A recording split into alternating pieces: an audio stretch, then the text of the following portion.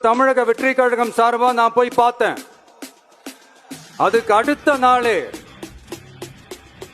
மக்கள் பாதிக்காத வண்ணம் விமான நிலையம் அமைக்கப்படும்னு உங்க கவர்மெண்ட் சார்பா ஒரு விளக்க அறிக்கை வந்துச்சு. அந்த ஸ்டேட்மெண்ட்ல 1005 குடும்பங்கள் மட்டுமே பரந்தூரில் வசிப்பதால் விமான நிலையம் வந்தா பெரிய பாதிப்பு இருக்காதுன்ற மாதிரி சொல்லி இருந்தாங்க. மக்கள் பாதிக்காத வண்ணம்னா என்னங்க சார்? ஒண்ணு அந்த இடத்துல ஏர்போர்ட் வருதுன்னு சொல்லணும், இல்ல அந்த இடத்துல ஏர்போர்ட் வராதுன்னு சொல்லணும். ரெண்டுமே அந்த அறிக்கையில இல்ல. வெறும் 1005 குடும்பங்கள்னா உங்களுக்கு அவ்வளவு சாதாரணமா போச்சா சிஎம் சார்?